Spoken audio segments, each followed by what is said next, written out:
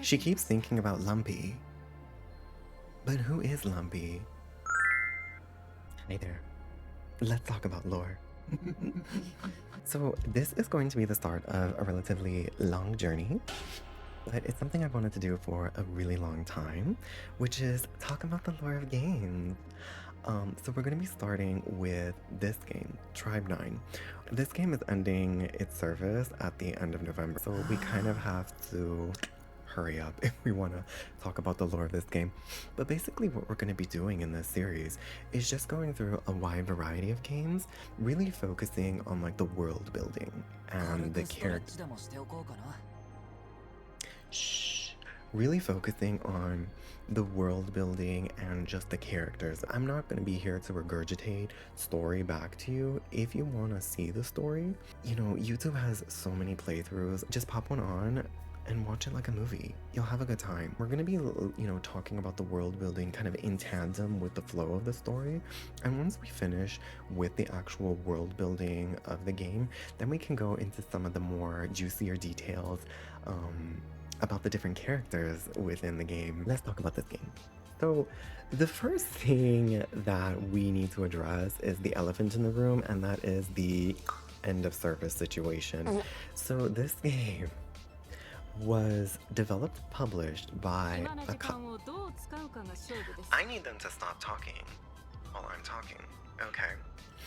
So this game was developed and published by Akatsuki Games. Okay, remember that name. Never play a game from that company. Okay.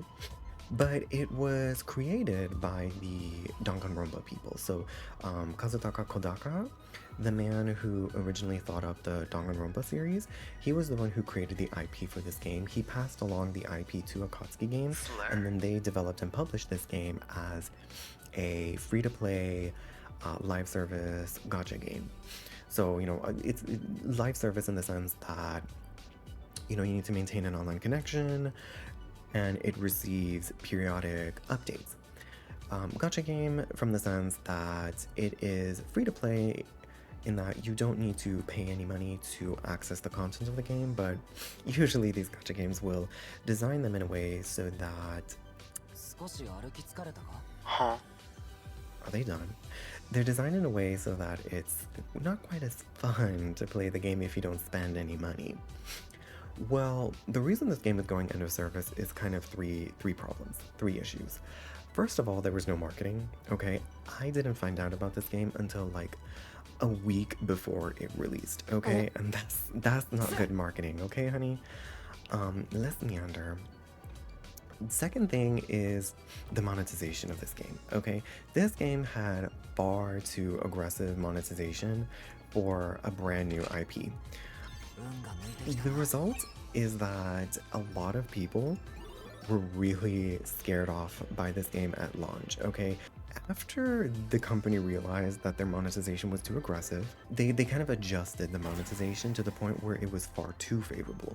So one thing they did is that they adjusted their gacha banners, which, you know, in games like this, you know, gacha banners are things that you can spend in-game currency on in order to pull on playable characters. Because they adjusted the gacha rates, they basically had to refund all of the in-game currency that players had spent up until that point. So anyone who wasn't scared away by the game at launch ended up getting like a full refund of the currency that they purchased. And so all those players who stuck with the game no longer had any reason to spend any money on the game. Like, I was a part of that group. Like, look, this is the in-game currency up here in the top right. Honey, I got 42,000 of in-game currency. That's a lot of pulls. That's a lot of gacha banner pulls. And so the third reason why this game is going end of service is because the corporate executives are just pieces of caca, okay? Derogatory. They, instead of, you know, working with the game and trying to breathe some life into it, they basically just gave up. You know, they had a shaky launch, and then they just gave up. So literally within like 3 months of the game releasing, they said, we're shutting it down. And that is just absolutely wild and baffling that they would even that they would bother doing that. They spent years developing this game, and then within like a week of them announcing end of service, they just fired the entire development team. It is an absolutely wild decision by the sort of corporate bigwigs at Akatsuki Games. Remember that name? Akatsuki Games. Don't ever play games from that company because we cannot support them for this kind of atrocity. However, there is a little bit of a positive situation to this. So the original creator of the IP, Kazutaka Kodaka, he basically is planning to continue the story of this game in fanfic format. So it's going to be like a fully not-profit project that they're going to be working on. So there's no like defined schedule or anything. There won't be any game anymore. Yeah, they will be finishing this story. So at least this story will get the closure that it deserves, because it is a really good story. Kodaka said that it will be a fully non-profit project, but if you do want to support the project, the best thing you can do is just purchase his actual game that he created. Their most recent game that they released is 100 Line Last Defense Academy. It's a game that does have 100 endings to it, so it is a very long game. The ending I received so far is the one where they basically create a sexual cult over the main male twink main character. And that is just so on brand for me to get that kind of ending. Anyway, that's it for the end of service. Let's talk about the actual game, okay? This game takes place in the metropolis of Neo Tokyo. And yes, Neo Tokyo is indeed based off of the real Tokyo. They've come up with this kind of societal system where conflicts are resolved through something called XB, which stands for Extreme Basic. This is something that Kodaka really likes to incorporate into his stories. He likes to present these very whimsical settings in order to kind of mask some very dark story elements. Instead of there being gun violence, when people have problems with each other, they play baseball. And it's extreme baseball. It's baseball that spans the whole city, okay? The bases are city landmarks. So it's a very wild and whimsical setting. There was actually an anime before this game released. So they created an anime prequel to the game. It focuses on one of the tribes. So Neo Tokyo consists of 23 cities, and each city kind of has its own tribe, which is basically its own baseball team. And the anime focuses on one specific tribe, the Minato tribe. The story focuses on combating an individual who is kind of trying to take over the city and institute violence into XB. And ultimately, obviously, they deal with the big bad guy and, save the day. There's 23 cities in Neo Tokyo to match the 23 wards of the real Tokyo. Let's talk about the actual story now.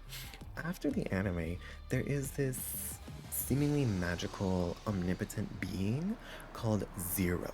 This is Zero's little Poochie form. Zero is this individual who can seemingly control weaponry, control AI. Zero has satellites in space, and the satellites have lasers, and he can use these lasers to shoot people on the ground and kill them. And so he uses these lasers to kind of take over Neo Tokyo. So kind of like how the anime had this big bad guy who was trying to dominate the city, Zero also is this big bad guy who tries to dominate the city. Except, unlike the anime, Zero actually succeeds. He takes over all of Neo Tokyo and then rules over the city in this floating bastion of his that he calls the 24 City. Where did my music go? Oh, my music stopped, honey. What Zero did after taking over the city is he blocked movement between the cities, so people are kind of trapped in the city that they're in. And then he introduced the governing rules. He got rid of this concept of XB, people resolving their differences using baseball. And instead he introduced the governing rules, which are these very strange, almost game-like rules to society. They typically have a very dark element to them, usually involving people dying. The citizens of the cities have no choice but to follow the governing rules, and each city gets its own governing rules. Basically, if you refuse to follow the rules, you break the rules, or you lose to the rules, the lasers will shoot you and kill you. The game follows this twink, Kuronaka Yo. Yo was basically kidnapped by Zero and was kind of held prisoner for 2 years without his knowledge. Yo does not have his memory, which, by the way, is another very common thing that Kotoka does in his story. He has the main character have amnesia. A lot of times, the amnesia is something that the character chooses to have. They willingly erase their memory. So I've got my eye on you, Yo. We're not going to talk too much about Yo today because we got a lot of topics to cover, okay? So we're not going to talk too much about Yo today. We'll talk about him on the next video. He'll have a lot more relevance in terms of like his personality in the next video. But basically, Yo was trapped in 24 City by Zero for about 2 years.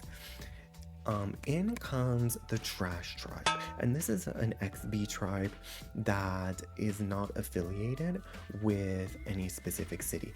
They come to 24 City to try and shut down those satellites with the lasers, and 2 of Yo's childhood friends tag along with the Trash Tribe because they think Yo might be trapped in 24 City, and they were right. The Trash Tribe is a collection of individuals from all sorts of cities. As time would go on, we would learn more and more about these characters, but because of the game going end of service, there's going to be a lot of lore that kind of goes forgotten and never completed, unfortunately. When the Trash Tribe comes to 24 City, they are successful in rescuing Yo, but they fail at shutting down the satellites, okay? They are confronted by Zero. Zero basically says, "No, y'all can't touch me." Zero seems to be obsessed with finding someone stronger than him. It seems to be that the whole reason he has these governing rules in place is because he wants to find someone strong enough to challenge him. And the reason he brought Yo into 24 City is because he believes Yo is someone who can be that. So what Zero wants is he wants Yo to play what he calls XG, Extreme Game. So Zero selected 9 individuals who could possibly be considered his opponent. And he wants these 9 individuals to basically duke it out within the confines of the governing rules of each of the cities. And the kind of the individual who comes out on top would be able to challenge Zero. These individuals are referred to as the numbers. He wants Yo to go to each of the cities and fight the numbers. That's kind of the goal of this game. To incentivize Yo into wanting to play XG, he kind of kills Yo's childhood friends. That's the prologue of this game. And the Trash Tribe is there to kind of serve as his allies in this process. So the first city that Yo and company go to is Shinagawa City. So that is the city we are standing in. So the governing rules of Shinagawa City is basically that the city functions like a company. You have a president at the top, directors directly under them, and the rest of the citizens are employees. Every week, the president selects one employee to be let go. And in the context of this game, that means getting executed, okay? We mean murder, we mean killed, okay? The president happens to be a robot Iron Maiden. Y'all know what an Iron Maiden is, right? It's those closet with spikes. Yeah, that's where the employee who gets fired goes. The president decides who to execute based on the input of the directors, and the president can only hear the voice of the directors. In order to become a director, you have to bribe the president. Typically, the only way the president can see employees is if they bribe him with sweets. The directors are essentially treated like royalty, where everyone kind of has to kiss their ass and lick their feet to avoid being put forward towards execution. And then you have all the employees who are constantly trying to bribe everyone around them in order to avoid being the one executed. One of the directors of Shinagawa City is in fact one of those numbers individuals. Number 1, Kazuma Ichinose. He's a very aggressive individual, very rude, very just basically mean to everyone around him. He really abuses his role as a director. Let's talk about the actual story of this chapter 1. And like I said, I don't really want to regurgitate the information. I'm just going to give y'all like just enough of a synopsis so that you can understand what's going on. So the first big shocker is that one of Yo's childhood friends comes back to life. Miss Tsuki Iroha is one of Yo's childhood friends that Zero seemingly had killed, but she appears in Shinagawa City like nothing had happened. She doesn't even realize that she got killed. So this is kind of the first suspicious moment where we kind of realize that Zero has this weird power, weird authority over life and death. Zero takes away a lot of the members of Trash Tribe to limit the number of allies that Yo has at his disposal. So within Shinagawa City, the members of Trash Tribe that are there, they get into conflict with Kazuma Ichinose pretty quickly. If they're unable to curry favor with the president, they're the ones who are going to get executed. Ichinose plans to put Yo and the other individuals forward for execution. In order to curry favor with the president, the group looks for an extremely rare slice of cake. So a lot of the time spent within the story of this city is spent looking for this cake, and ultimately the group does find this cake and they manage to kind of outwit Ichinose in presenting it to the president. The result is that the president has a complete falling out with Ichinose and chooses to execute Ichinose. This results in Yo kind of emerging victorious from the XG. Zero gives Yo like a request, a reward. And what Yo decides to do is he wants Zero to abolish the governing rules of Shinagawa City, essentially stopping this cycle of bribery and death. However, the execution fails because Ichinose happens to be a robot. So when Ichinose became a member of the numbers, Zero allowed him kind of one wish, and Ichinose chose to become a robot. So the group ends up having an XB match against... You need to be quiet over there. The group has an XB match against Ichinose to decide kind of the fate of the city. If Ichinose wins, the governing rules stay. If Ichinose loses, the governing rules are out the window. Obviously, the group wins. We defeat our big bad guy. Ichinose as a robot ends up...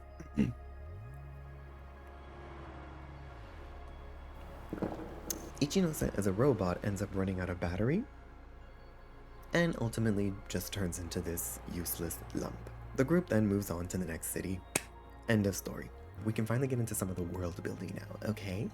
Let's do it. The first thing I want to talk about are the members of the Trash Tribe that actually accompany Yo within Shinagawa City. We'll talk about Yo himself, probably for the lore video for the next city, I'm thinking. But the first person is Miss Tsuki Iroha. So this is Yo's childhood friends. Like I said, she was seemingly murdered by Zero and then somehow was brought back to life. She and Yo originally are from Meguro City.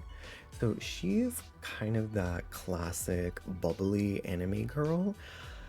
It is quite obvious though that she's hiding something. There seems to be like some kind of dark truth attached to Yo that she's kind of nervous to divulge, especially given the fact that Yo doesn't really have his memory right now.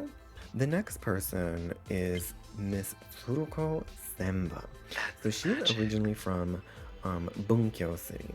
Okay, she's kind of the most level-headed of the group and functions as the sort of voice of reason. Okay, she handles any and all explanations, and so In this kind of tutorial city, she gets a lot of voice lines, okay? She loves exploring things. She's also got a little bit of a witchy energy to herself, especially in the way that she carries herself in battle. Okay, she has a lot of floating, a lot of shadow techniques. She's giving schoolgirl detective moments. Love that for her. Her backstory itself isn't really divulged in this chapter though. She's really there to be that I'm gonna explain to you what's going on character. Then we have Hyakuichitaro Senju. Okay, he's originally from Adachi City. Senju was not part of the anime, but his brother was. His older brother is the leader of the Adachi Tribe. So he's kind of the classic loudmouth, hot-headed gremlin of the group. His kind of main motivation is to be tough and manly, just like his big brother. He actually handles a lot of the comedic relief. He gets set up as sort of the butt of the joke due to his simplistic attitude towards most things. Like Tsuruko, his backstory isn't really explored yet. I would imagine that his backstory was going to be part of the Adachi City, which we'll never get. Then we have Mr. Eiji Todoroki. Glamour. So he's originally from Setagaya City. Eiji is a character who is from the anime, and oh my lord, did they try to make him as unlikable as possible. He's kind of that classic selfish rich boy who just thinks of himself as like above everyone else and tries to use his money to buy whatever he wants. In the context of the story, he's actually usually set up as the example of what not to do. So he oftentimes kind of acts as the devil's advocate for the group, usually coming up with ideas that kind of any person with even an inkling of a heart wouldn't even consider. However, despite how raggedy his personality is, why is he kind of cunty? No, because in battle, he's giving us pose. Get into the pose. Get into the pose, honey. The pose, honey. The briefcase, the run, the scoop. He's a posing queen. Yes. Perfect. Wonderful. The last character is Q, the classical mystery man of the group. Q was also part of the anime, so he's really not much of a mystery to anyone who is familiar with the anime. In fact, Q was the primary villain of the anime. So remember how I said that there was an individual who was trying to take over Neo Tokyo and introduce violence into XP? That's this man, Q. He is originally from Chiyoda City. And since the events of the anime, he's kind of fallen from grace and kind of mellowed out, living a little bit more of a secretive life. The general public thinks that he's dead, okay? And this lore isn't really explained in this chapter, but luckily enough, the game did manage to progress enough into the story such that his lore actually is explored in a future chapter, so we'll get to talk about him a lot more. But get into this. Get into the skin that is supposed to emulate a little bit of how he looked in the anime. Get into the cuntiness of it all. Yes. Oh, how do we go from this to Raggedy Johnson? Oh my god. Let's talk about the Shinagawa Tribe now. So obviously, since we're in Shinagawa City, that means there is a tribe for XB. A lot of the Shinagawa Tribe has become subordinate to Ichinose. The reason? Well, Ichinose kind of wormed his way into the Shinagawa Tribe when the governing rules came into play. He used it to sow discord within the tribe and ultimately caused the leader of Shinagawa Tribe to be executed. And then Kazuma Ichinose became director. Because of that, all of the other members of the Shinagawa Tribe sort of became his subordinates, basically out of fear. Now there are two people from Shinagawa Tribe who assist us throughout the story. They are no longer members of the Shinagawa Tribe. Now, Shinagawa Tribe has always been one that is more focused on technology. Like their primary thing is developing gear or XB. So first we have Mr. Yutaka Gotanda. CEO. Okay, Mr. Yutaka Gotanda was the former leader of Shinagawa Tribe, and he chose to leave it to start his own company with his secretary, Miss Minami Oi. Office So the two of them created G&O Company, Gotanda and Oi. because they wanted to develop more technology that is outside the realm of XB. So both of them help us out within the context of the story, because even though they've left Shinagawa Tribe, they still hold a lot of affection for the tribe itself, because those are their former comrades. Those are Gotanda's former subordinates. Both of them have that very classical kind of business person aesthetic to them. They're gonna be super serious. Gotanda, he's giving the impression that he's someone who is like super greedy and everything is all about business and just making money. And Minami Oi, she has this serious expression to her. She's very much giving office siren secretary kind of dominatrix energy, right? Well, both of them kind of subvert those tropes to give us some very cunty energy. Give Sugar us daddy. this level of cunt from a CEO. Oh, honey, okay? Miss Minami Oi. She's Cunty. ready to have fun, diva. Okay? Mr. Gotanda, he does like to speak in sort of business analogies, business metaphors. He takes things from a very risk-based approach, very evidence-focused. So he does approach a lot of aspects in life from like a business sort of mindset. But where he kind of subverts his trope as that sort of stuffy businessman is that he actually cares about his subordinates, and he actually kind of takes responsibility for them. So anytime his subordinates fail or have some sort of shortcoming, he says, no, this is my fault. Okay, I should have made sure that they shouldn't have done that. And so that's how you know that we're playing a game. This is a fictional character. Okay, we see that a lot in some of his interactions with Miss Minami Oi, because despite that serious expression, she's a little bit of a girl failure. Okay, she is someone who has a tendency to make, little mistakes here and there, and she gets very flustered whenever she realizes she makes mistakes. She gets very flustered whenever someone has like feedback about her technology that she wasn't anticipating. But the two of them have a really good dynamic going on. So Gotanda, he has that very business sort of business mindset in handling the company, whereas Minami is a lot more focused on the technology, the science of it all, the testing of it all. She uses smart glasses. She dabbles. Miss Minami Oi, she dabbles in a little bit of AI art.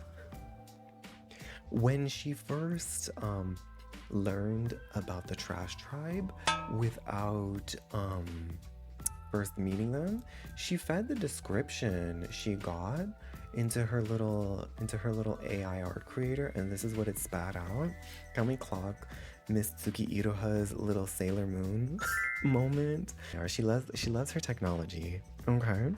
And so it's because these two have a lot more emotion to them, despite being very business-oriented individuals. They have a lot of emotion to them. That's why they kind of want to help us and want our help to save the Shinagawa Tribe from Kazuma Ichinose.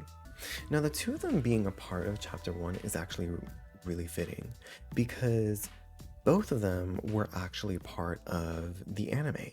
They were the first antagonists of the anime. So like I mentioned, the anime followed Minato Tribe, which had a very famous individual. And so within like the first episodes of the anime, the Shinagawa Tribe challenges the Minato Tribe to an XB match because they really wanted to show off their XB gear to the world, the gear that they've developed. And so Gotanda and Minami Oi kind of are the first antagonists of the anime. And then here we are within the actual game, and they become our first allies in the first arc of the game. I just love that little parallel that happens. We also need to get into the fashion. Okay? Because there's something atrocious going on here. Okay, get into the barcode of it all. The barcode pants is something that need to be discussed, but it's kind of fitting, isn't it? Because this is a group that is very oriented on business. The Shinagawa Tribe is very corporate, and so we all know that companies love to consider people as just a resource, an asset on the balance sheet.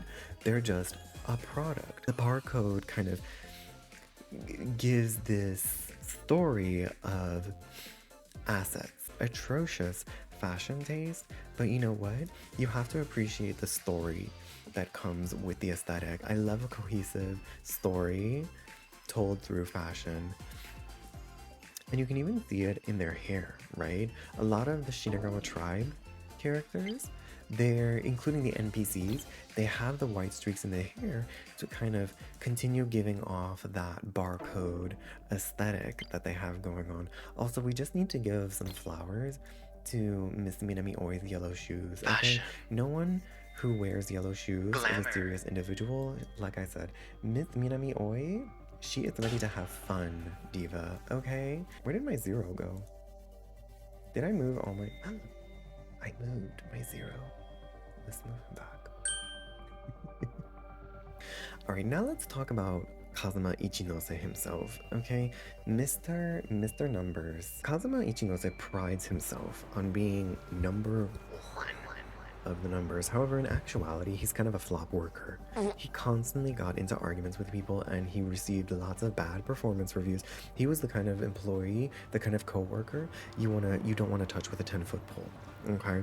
But his worm personality is what got him to really resonate with the bribery and the dirty tactics of the governing rules of the city. The truth is that being number 1 actually means he's the weakest member of the numbers.